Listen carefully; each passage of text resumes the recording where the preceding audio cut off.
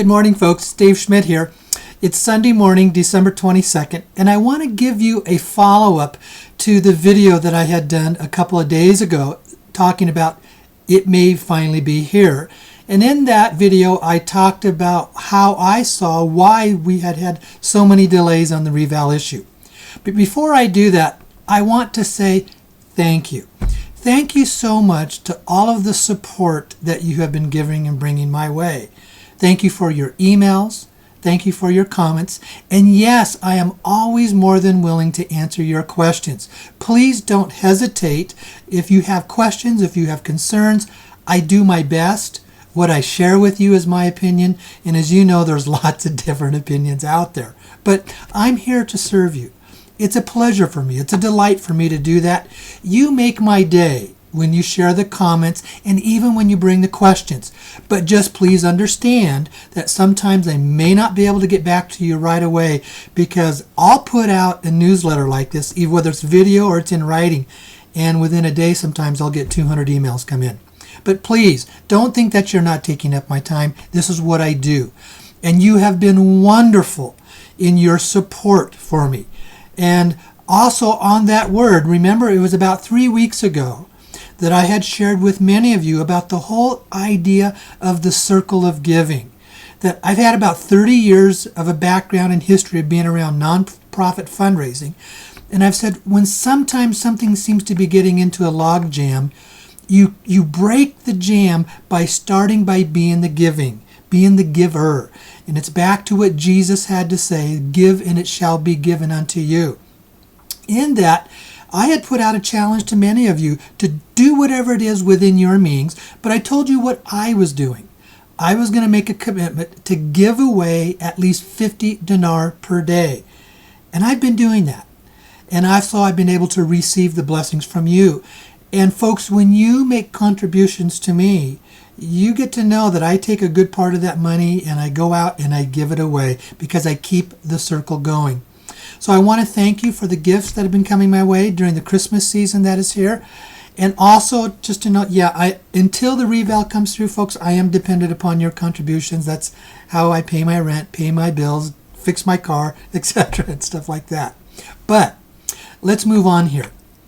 About what I said on Thursday night, that I said it might be coming through on Friday. The sources that I had, that was contingent upon a couple things taking place. It's now Sunday morning. If we don't see something by tomorrow morning, now again, this is just my opinion, and it's based on the information that I'm receiving and how I put it together, but if we don't receive something by tomorrow morning, Monday morning, I think it's very likely to be delayed until after the first of the year. Here's what I continue to see. I don't think they're done yet in basically reeling in the people that they want to capture. I want to make a comment about how some of the folks out there are still saying the rates are going to come through at $32. I had said on the last video that rate was basically for the oil credits, but not for us as individuals. I can't comment on what some of the others are saying, but here's what I do know, folks. It's not unreasonable to think that there's close to 100 trillion dinar out there to be cashed in. At a $32 rate, you take 32 times 100 trillion, and you're talking about $3.2 quadrillion. Folks, that much money doesn't exist here. Or let me back up. There's only one place in this planet that could support that kind of money, and that's coming out of the Dragon family in China. And unless they're going to support that rate for everybody, that money does not exist on this planet. There just isn't enough. They could rob almost every single bank in this planet and still have trouble supporting that type of a rate for how much dinar is out there. When you do the math, it just doesn't make sense. I'm not going to put it into a box of limitations. I'm not going to presume that I know everything that's going to happen. But folks, we do have a responsibility of being somewhat reasonable, of living in a real world of how we put this stuff together. Now, another question some of you have been coming through with, is this really going to happen? When we see the constant delays, you kind of begin to question. you begin to wonder, what's really going on here? Did we just get sucked into a scam? When I first got into this, I had that same exact question, and I wanted that question answered. And here's what I have come by with my own estimation of what I see, and I have been very consistent in saying this for months when people ask me the question, is this really going to happen? To me, it's common sense that Iraq has to revalue its dinar. Iraq is a war-torn country. Their infrastructure has been absolutely devastated. They have people living in poverty, and they are also in a situation where they're on the verge of another civil war. Yet, Iraq has some of the richest assets in the world.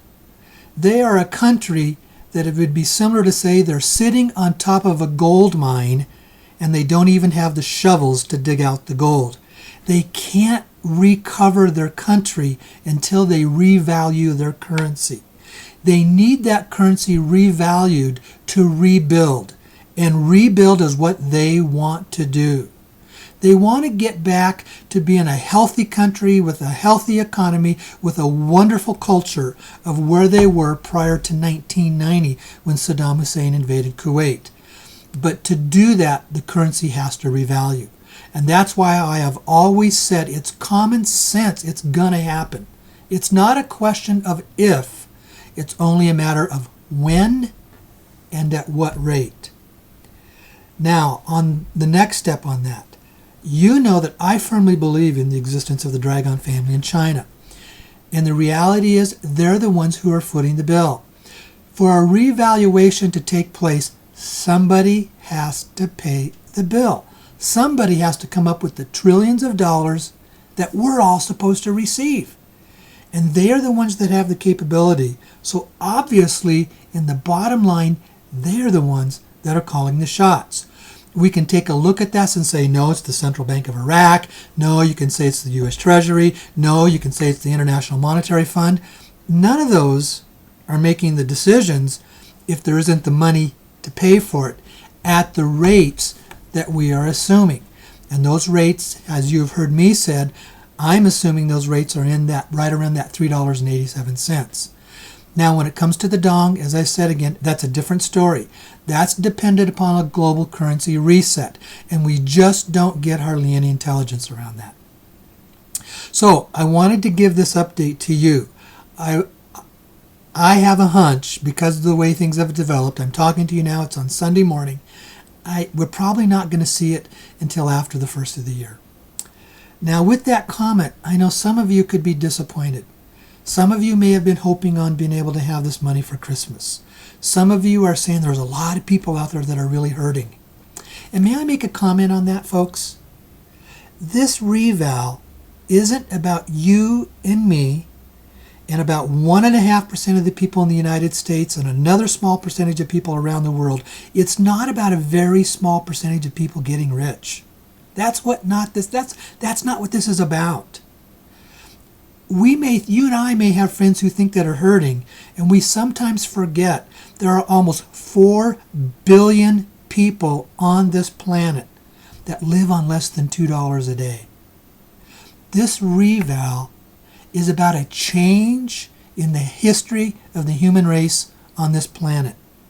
This reval is about being the first step of the human race breaking free from millenniums of economic slavery. This isn't about just you and me getting rich. It's about the 4 billion people on this planet who live on $2 a day to be able to gain a new lifestyle as well, to rebuild their countries, to rebuild their cultures, for them to be able to experience life as we have been blessed, those of us in the Western world. It's a bigger picture.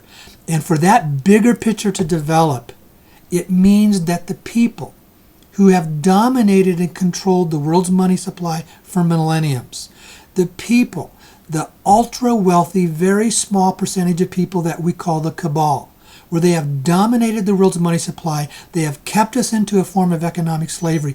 It's about them being removed. It's about their power being neutered to where they can no longer continue to do what they do.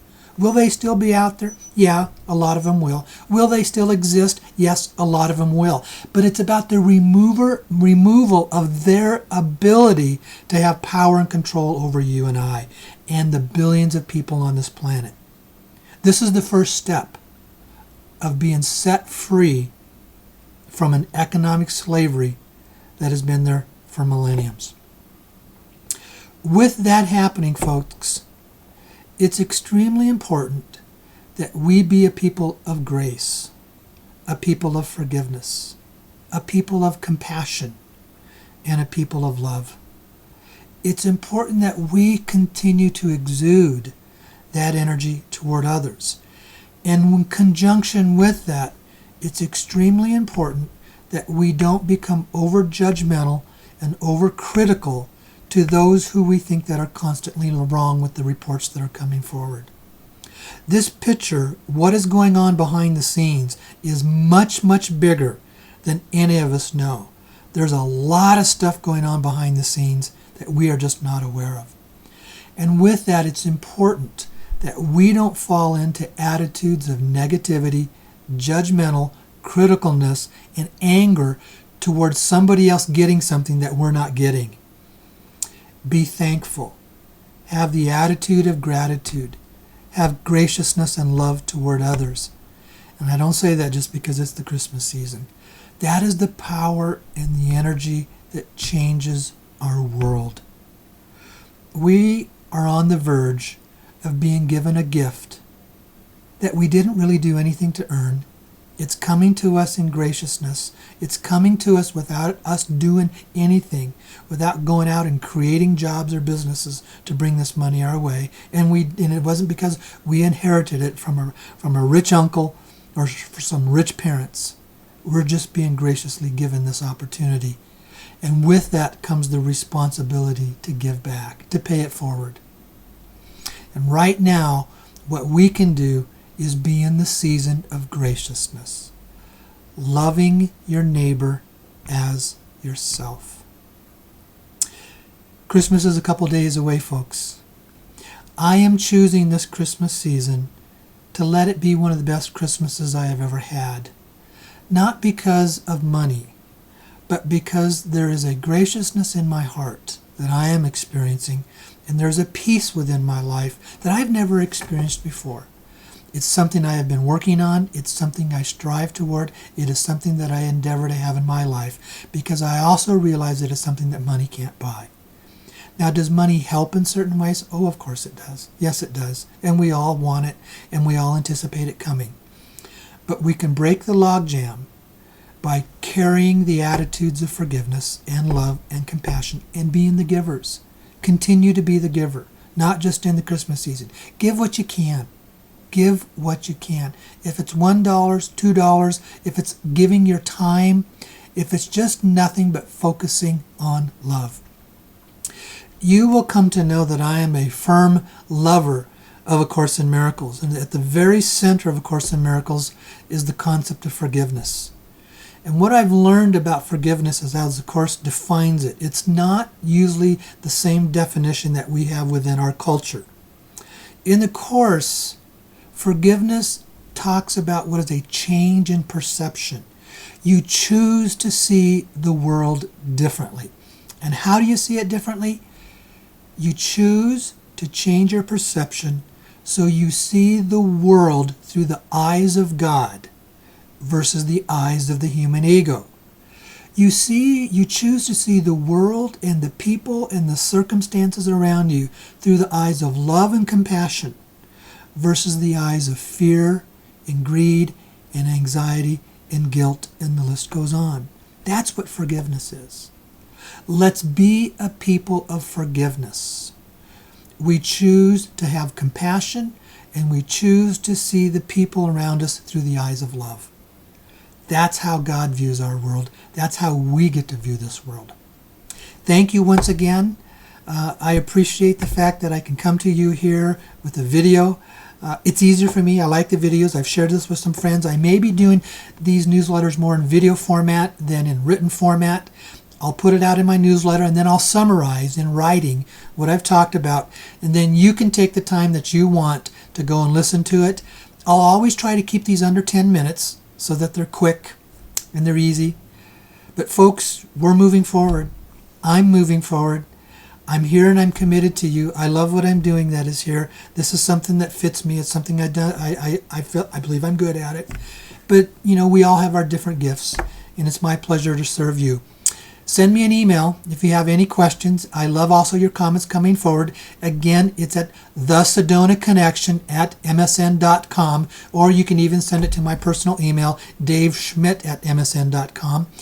And you can also go to my blog site, thesedonaconnection.wordpress.com. All my newsletters are there. All my articles are there. All the issues about the radio program. And with that, just a reminder, my radio programs are on Wednesday night. Christmas is on Wednesday, so there will be no radio program on Christmas Day, nor am I going to do a radio program on New Year's Day. But if the Reval happens, I'll come out with a special program, and I'll be helping you folks in just kind of some direction of what to do. Okay? Thank you very, very much. Merry Christmas, everybody. Love you all.